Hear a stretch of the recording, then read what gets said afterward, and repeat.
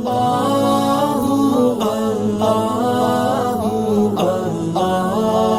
کو جب نبوت عطا کی گئی تو دنیا میں ہر برائی پائی جاتی تھی۔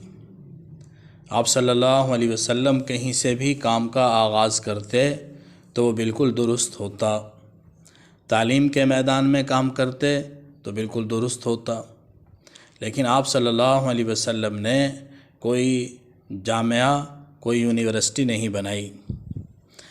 اگر حضور صلی اللہ علیہ وسلم ظلم کے خلاف کام کرتے اور انصاف کے لیے کھڑے ہوتے تو آپ کے ساتھ عرب بھی آپ کا ساتھ دیتے، آپ کے کندھے سے کندھا ملا کر کھڑے ہو جاتے، لیکن حضور صلی اللہ علیہ وسلم نے کوئی تحریک انصاف نامی جماعت بھی نہ بنائی۔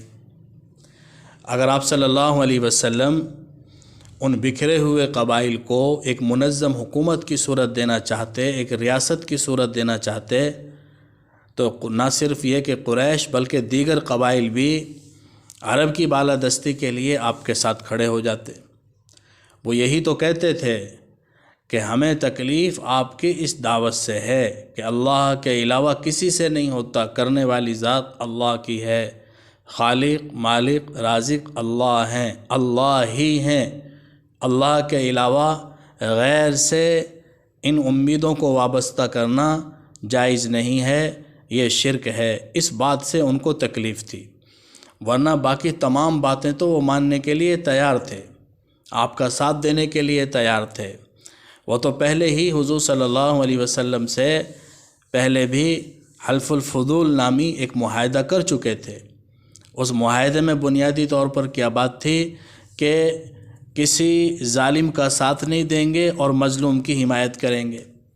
تو اس طرح کی معاشرتی اصلاحوں کے لیے وہ تیار تھے یا تیار ہو سکتے تھے، لیکن آپ صلی اللہ علیہ وسلم نے ان کے دلوں کو محنت کا میدان بنایا، اللہ رب العزت کی عظمت ان کے سامنے رکھی اور اللہ کے علاوہ غیر سے تمام امیدیں قطع کرنے کا ان کو حکم دیا۔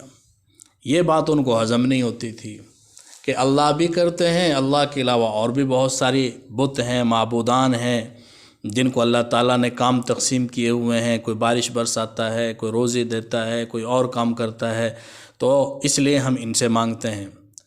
آپ صلی اللہ علیہ وسلم نے صحابہ رضی اللہ عنہم اجمعین کے دلوں پر محنت فرمائی، پہلے دن سے ریاست نہیں بنائی۔ اس محنت کے نتیجے میں اخلاق درست ہوئے، ان کی تربیت ہوئی، ان کے اخلاق درست ہوئے، اخلاق کے درست ہونے سے ایک معاشرت وجود میں آئی، پھر اس معاشرت سے ایک تہذیب وجود میں آئی، اور اس اسلامی تہذیب کی حفاظت کے لیے پھر ریاست وجود میں آئی۔ سب سے آخر میں ریاست ہے۔ ریاست اسلام میں مطلوب اور مقصود ضرور ہے، اس کے لیے کوشش اور محنت بھی ہے، لیکن مقصد اولی نہیں ہے۔ یہ نہیں ہے کہ ریاست ہی مقصود و مطلوب ہو جائے۔ ریاست اللہ رب العزت نتیجے کے طور پر عطا فرماتے ہیں، ایمان اور اعمال صالحہ کی بنیاد پر، دعوت کے میدان میں محنت کرنے کی بنیاد پر اللہ رب العزت ریاست، حکومت، سلطنت بطور ثمرہ، بطور نتیجہ عطا فرماتے ہیں۔ ہمارے ہاں ترتیب بالکل الٹ ہے۔ ہر آدمی یہ کوشش کرتا ہے یا اس کی خواہش ہے کہ کسی طریقے سے اوپر سے اصلاح کا کام شروع کیا جائے، ریاست کو ٹھیک کیا جائے۔ ریاست افراد کے مجموعے کا نام ہے، جب تک افراد ٹھیک نہیں ہوں گے ریاست ٹھیک نہیں ہو سکتی۔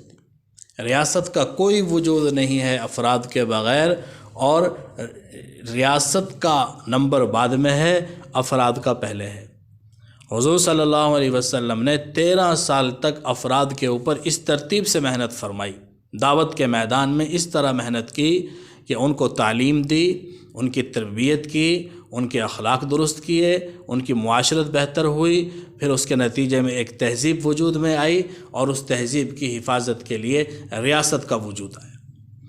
لیکن پھر وہ ریاست اس بنیاد پر اتنی تیزی سے بڑھی کہ ڈاکٹر حمید اللہ رحمہ اللہ نے لکھا ہے کہ روزانہ کی بنیاد پر اسلامی ریاست میں، ریاست مدینہ میں 274 میل فی یوم، جو 274 میل یومیہ اضافہ ہو رہا تھا، پھیلاؤ ہو رہا تھا۔ 274 میل فی یوم، روزانہ کی بنیاد پر اتنی وسعت ہو رہی تھی۔ جب حضور صلی اللہ علیہ وسلم دنیا سے گئے تو قریب 10 لاکھ مربع میل پر ریاست مدینہ قائم ہو چکی تھی۔ 10 لاکھ مربع میل پر حضور علیہ السلام جب مدینہ منورہ گئے تو آپ سے پہلے وہاں قریب 78 آتام تھے۔ آتام اتم کی جمع قلعے کو کہتے ہیں، اور چھوٹے بڑے قلعے 78 کے قریب تھے۔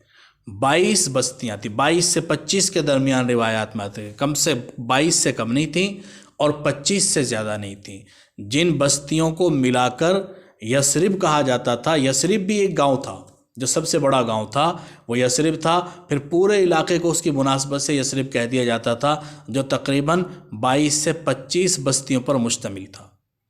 تو 22 سے 25 بستیوں کے اندر جو قلعے تھے وہ تقریباً 78 تھے، 78 قلعے۔ تو ہر قبیلے کا اپنا ایک قلعہ بنا ہوا تھا۔ کیوں؟ کہ امن و امان کی صورتحال بہتر نہیں تھی۔ حضور صلی اللہ علیہ وسلم جب مدینہ منورہ گئے تو آپ کے بعد ایک قلعے کا بھی اضافہ نہیں ہوا۔ آبادی تیزی سے بڑھی، لیکن قلعہ کوئی نہیں بنا۔ کیوں؟ کہ آپ کی دعوت کے نتیجے میں، آپ کی محنت کے نتیجے میں اور آپ کی ریاستی تنظیم کی نتیجے میں برائیاں تقریباً ختم ہونے کے قریب ہو۔ اکا دکا واقعات ہوتے، دیکھو اکا دکا واقعات۔ اللہ رب العزت ہمیں عمل کی توفیق نصیب فرمائے۔